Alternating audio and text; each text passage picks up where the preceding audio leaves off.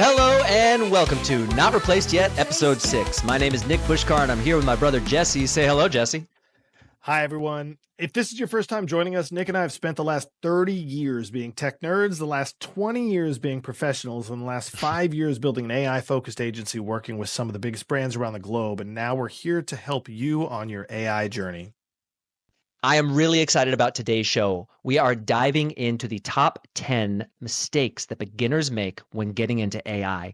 If you've ever felt overwhelmed by the hype or confused by the tools or unsure where to even begin, you are not alone. Be sure to stick around to the end. Number 7 is a fan favorite, and we are also adding in a quickfire bonus list that you will not want to miss. Let's do it. Mistake number 1 is forgetting that AI even exists, right? You're walking around with superpowers, a growing list of superpowers in your pocket, on your device. And if you don't actually rub the lamp, the genie won't come out. That's not the best analogy here, but it is accurate. I had this situation about a year ago where we have a beautiful fig tree in our yard. We moved into this house. Someone else had planted it. I have no green thumb whatsoever, but this fig tree is amazing and it was dying. It was clearly dying. The leaves all fell off in season. The roots were turning black. And my wife and I went for weeks just saying, well, I guess this tree's going to die. Until I realized after Googling, after doing all these things, until I realized, hey, I have superpowers in my pocket. I pull the camera out, I point ChatGPT at this, and it immediately tells me what's wrong. It immediately points me to a product that can save this tree. And right now the tree is flourishing. It's amazing. I know that's not the tightest anecdote. I know that's not the most engaging personal story, but the idea is this tool is in your pocket. Use it. Don't forget that it is there and apply it to the things that you're running into in your day-to-day life, because 9 times out of 10, it's going to be able to help. Mistake number 2, blindly trusting AI when the stakes are high. Look, AI is powerful, but it is not perfect. You have to watch out for these things that we call hallucinations.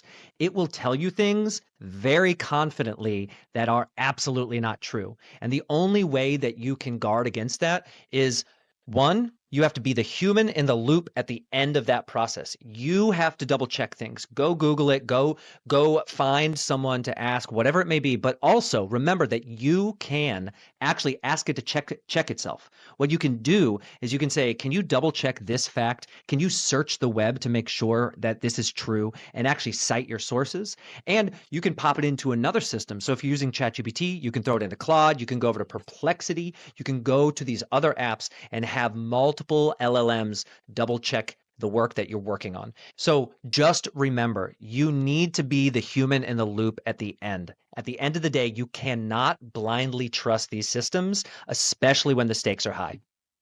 A quick aside, and we'll get right back into the episode. If you're with us at this point, we have a favor to ask. Nick and I are trying everything we can do to grow this show's audience. And if you're willing to share this episode's link with someone who knows and trusts you, we make this promise. We will do everything we can to make you look good for this share. We take your endorsement seriously, and it means the world to us. So we solemnly promise, pledge, and swear that if you share our link with someone in your life, we will work tirelessly to make sure you can take full credit for the awesome content that we produce and then they receive from here on out. Of course, we want you to like, comment, and subscribe. Give us a 5-star review, but sharing, that's some top-notch appreciation right there. Thank you for your time. Let's get you back to the episode. Thanks, Jesse. That was an excellent CTA cutaway. Mistake number 3, not having fun. What do we mean by having fun? If you've ever watched the movie Big with Tom Hanks, you remember the old dude that says, how do you know if the toys are any fun if you don't play with them? That's what we mean with these tools. Don't wait until your job demands something of you to try an AI tool, right? Just because you're not making a video or you're not making music for something important doesn't mean you should avoid these tools. It doesn't take a lot of time and it doesn't take a lot of energy or calories. You can kind of be gaining a familiarity with the landscape by making friends custom AI birthday songs, right? Happy birthday to Jerry, except in a ska, emo, hip hop, retro sort of way, because you can give all those prompts to these tools. So make music, make videos, and don't wait until you have to do something to gain a familiarity with these tools. Mistake number 4, limiting yourself to only using free tier tools. The truth is that free tools are a great way to learn. but they are not built for serious work. And beginners actually don't understand what they're missing out until they make that jump. So basically, you get 3 upgrades when you go to the paid version. You get better performance, you get a richer feature set, and you get better support. And for many, that is the upgrade that takes you from hobbyist to professional. And the point here is that back to Jesse's last mistake that he talked about, you want to use a lot of tools. And then when you find the ones that are actually relevant, actually useful for your day to day life, for your work life, that's when you pull the trigger and actually pay for that tool. Mistake number 5, skinny prompts. Skinny prompts was not my nickname in high school. My kids will laugh at that joke, but you have to keep in mind that we all have these, especially me, I'm an elder millennial. We all have these habits that Google trained us on, that concise, very terse, simple prompts or inputs are the best. And that is just not true when it comes to ChatGPT and the AIs of the day. Load that prompt context window up. If you're not sure if it's valuable, put it in there, because you are not going to exceed what these tools can take in and understand. We are way past that. So avoid skinny prompts, put the details in there to your heart's content. You're going to get better results because of it. Mistake number 6, one and done prompts. Beginners will often assume that a single question will deliver perfect results, and this is not the case. You have to think of AI as a collaborative partner. You need to ask it a question, get a response, ask it another question, get another response, and so on and so forth. And here's a fun tip. Ask it to ask you questions. It can actually interview you, and you can go back and forth that way and in the opposite direction. And so you just need to remember to continue the conversation. Mistake number 7, learning on an island. And if you're watching, I'm running out of fingers for our mistake numbers at this point. But the idea of learning on an island is that you don't have to go this alone, and you shouldn't. If you can find a community, and that's what Nick and I are building here. If you're here at this podcast, you're already taking steps towards this. But if you can find a community, your learning is going to pay off faster, better, and ultimately give you more confidence in your application of these new skills. So don't think that you're by yourself. Don't learn on an island. And whether it's the not replaced yet, I'm going to get our show's name wrong. When it's all said and done, just make sure you have a community, whether it's us, whether it's someone else. That feedback loop is going to pay dividends, and you're going to be much better off than if you try to do this all by yourself. Mistake number 8, the lock-in mindset. Look, if you use these tools 6 or 12 months ago and you think you know what they're capable of, you just don't. I mean, using DALL-E 3 to create an image does not tell you what you missed in Midjourney 6 or Midjourney 7 or ChatGPT 4.0 or any of the new tools that are possible. And truthfully, that really ties into what Jesse just talked about. It is good to have a community so they can help you stay up to date with these things and you don't have anxiety about what you're missing. But you don't want the lock-in mindset, right? So you need to be present and stay up to date with what's going on. And there's a second part to this, and it's equally as important. When you know what the apps are capable of today, that will give you the point to jump off from, which lets you think about what they will be able to do 6 to 12 months from now. You stay ahead of the curve, and it opens your mind to what you might be able to do in the future. Mistake number 9. I think I got the right number of fingers here. Avoiding AI because you're told to.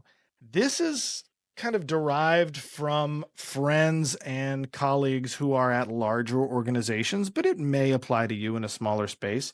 The idea that if your supervisor or your corporate policy says you can't use AI just because, you really have to take a minute, collect yourself, and figure out if you're going to let them limit your growth, right? It's not to say that you have to introduce it and sneak around and use it at work, but if you're not educating yourself because there's some policy that says that you're not allowed to, that is self-defeating to the nth degree. Right? So look, if your boss bans AI and can't give you an actual substantive reason, you got to double check, look in the mirror and say, should I follow this blindly, or should I spend my nights and weekends, brushing up on all of these things? If you're here right now, you already know the answer to this, but don't fall victim to bad advice and bad directives.